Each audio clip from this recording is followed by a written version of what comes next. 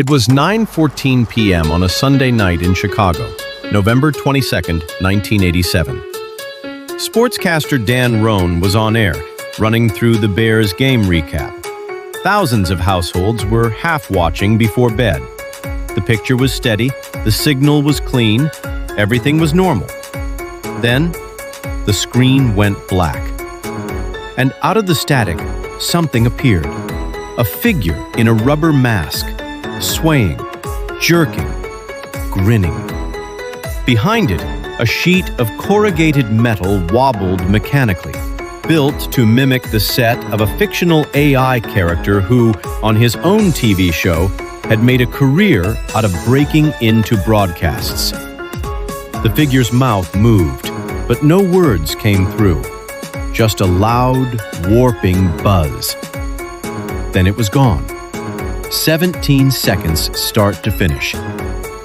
Dan Roan came back on screen and said, "Well, if you're wondering what's happened, so am I." The engineers assumed it was over. It was not over. 2 hours later, the same figure returned on a different channel. This time, it could speak. For 90 seconds, it said things that made no sense, referenced things no outsider should have known, and ended with something so bizarre that the staff in the control room could only watch, powerless to stop it.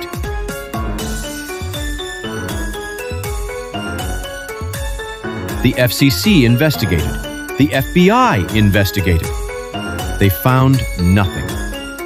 The people who did this have never been identified. The case is still open, and the footage, saved only because Doctor Who fans happened to be recording that night, has become one of the strangest, most studied clips in the history of American television. This is the Max Headroom incident.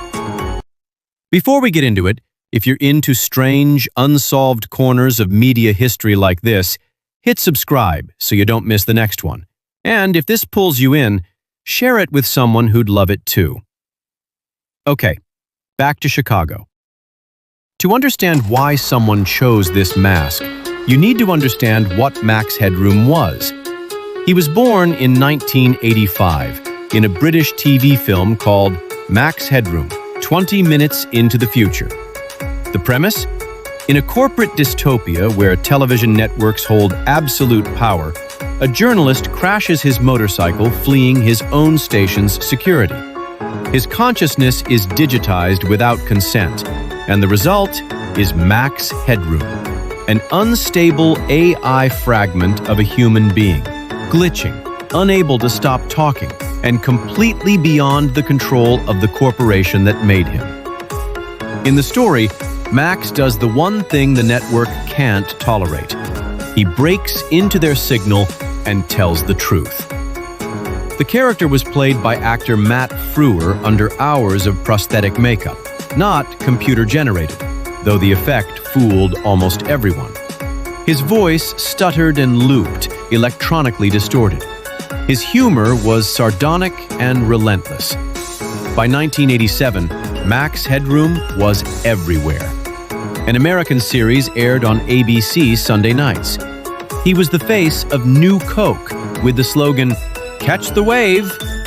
Nearly every American would have recognized that mask on sight. And in the fictional world of the show, the one airing on ABC that same year, broadcast piracy was a crime punishable by death. Someone in Chicago understood the irony, and they put on the mask. WGN, Channel 9, was one of Chicago's flagship stations, its call letters standing for World's Greatest Newspaper, a nod to its parent, the Chicago Tribune. That Sunday, the 9 o'clock news was airing as usual, with Dan Roan running through the Bears' win over Detroit. At 9:14 p.m., the picture cut to black. Then, the masked figure appeared, rocking and twitching in front of that spinning metal backdrop. The hijackers had taken the video signal, but not the audio. Only a distorted buzz came through. The intrusion lasted somewhere between 17 and 30 seconds, until WGN engineers switched to a backup transmitter frequency and forced the pirate signal off the air. Dan Roan returned, looked into the camera and said, "Well, if you're wondering what's happened, so am I." The computer running the news took off and went wild. Then he went back to the Bears. Staff assumed someone inside the building was responsible. They searched, they found nothing. The broadcast had come from outside, aimed directly at WGN's transmitter atop the John Hancock Center. They called the FCC. They assumed it was over. It wasn't. Across town, WTTW, Channel 11, Chicago's public television station, was airing a rerun of a 1977 Doctor Who serial, Horror of Fang Rock. Some fans had VCRs running, taping the episode for their collections. They were about to record something nobody had planned for. At around 11:15 p.m., the broadcast dissolved into static. The mask appeared again. This time, the audio came through, distorted and compressed, but audible. And what the figure said over the next 90 seconds has been picked apart for nearly 4 decades. In WTTW's control room, Air Director Paul Rizzo watched the signal get taken over. But unlike WGN, there were no engineers on duty at the Sears Tower transmitter that night. No one could cut the feed. Rizzo and his staff could only watch. All of a sudden, we don't have Doctor Who on the air. We have this Max Headroom mask, Rizzo said later. And as the content got weirder, we got increasingly stressed out about our inability to do anything about it. What the figure said wasn't random. It was specific. It insulted someone as a freaking nerd.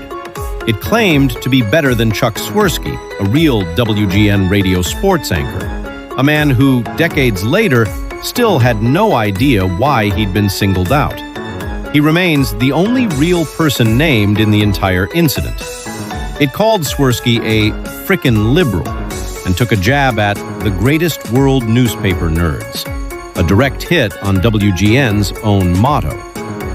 This wasn't a casual insult. It was an informed one. The figure held up and threw what looked like a rubber prop.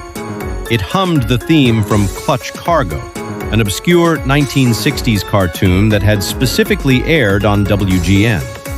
It referenced New Coke's Catch the Wave slogan, the same campaign that had made the Max Headroom character famous in the first place.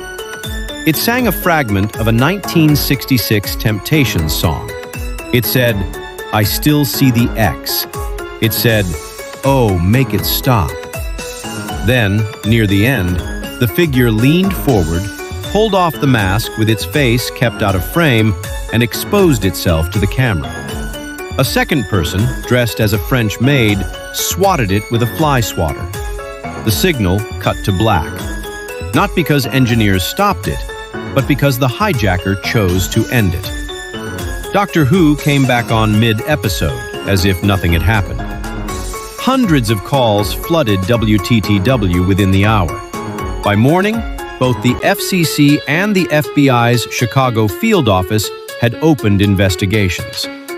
Leading the federal side was Dr. Michael Marcus of the FCC, a man with a track record. He'd helped catch the pirate broadcaster known as Captain Midnight and had caught another hijacker just 2 months earlier. But this case was different. What the hijackers pulled off was technically elegant. To interrupt a broadcast signal, you don't break into the studio. You find a location with a clear line of sight to the station's rooftop transmitter and broadcast a stronger signal on the same frequency. The transmitter just takes whatever's strongest. It can't tell legitimate from pirate. WGN's transmitter sat on the John Hancock Center. WTTW's sat on the Sears Tower. Whoever did this had line of sight to both, most likely from a high-rise apartment or rooftop on Chicago's north side. Marcus estimated the equipment could have been assembled for around $10,000 from the amateur radio market. But equipment alone doesn't explain the inside jokes.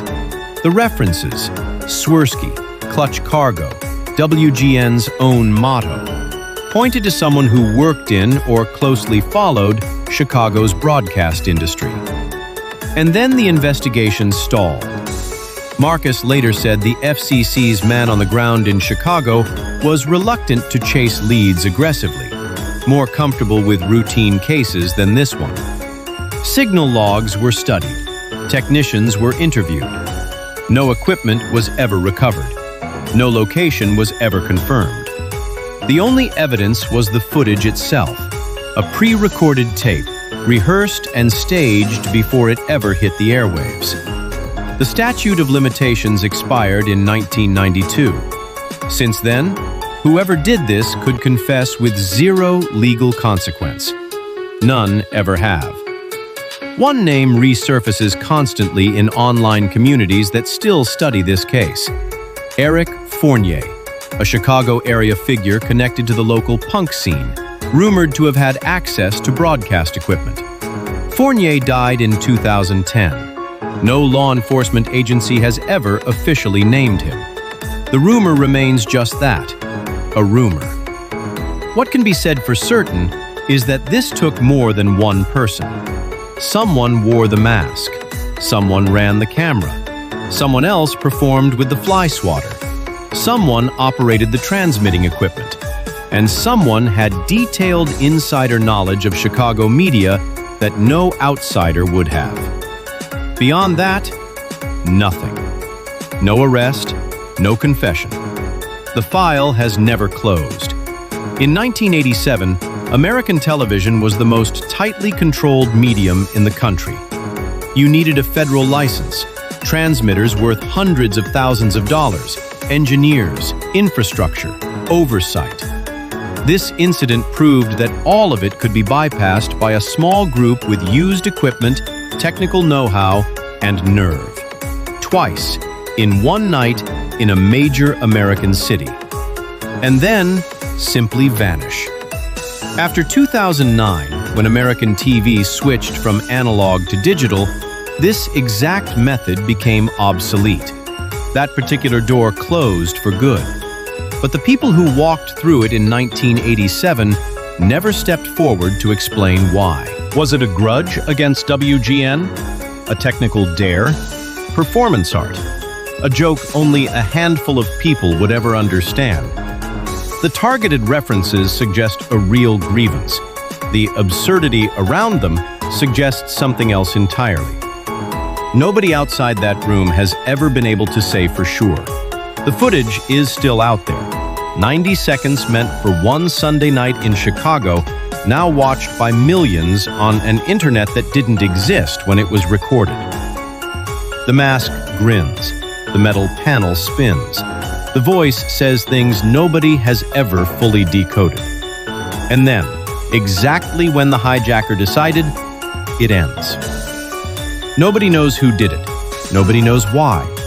The only certainty is that on one Sunday night in 1987, somewhere in Chicago, someone aimed a transmitter at the sky and decided, for 90 seconds, to be Max Headroom. If you like this one, do me a favor. Hit like, subscribe, and share it with someone who's into unsolved mysteries. It genuinely helps this channel grow, and I've got more stories just like this one coming. Thanks for watching. I'll see you in the next video.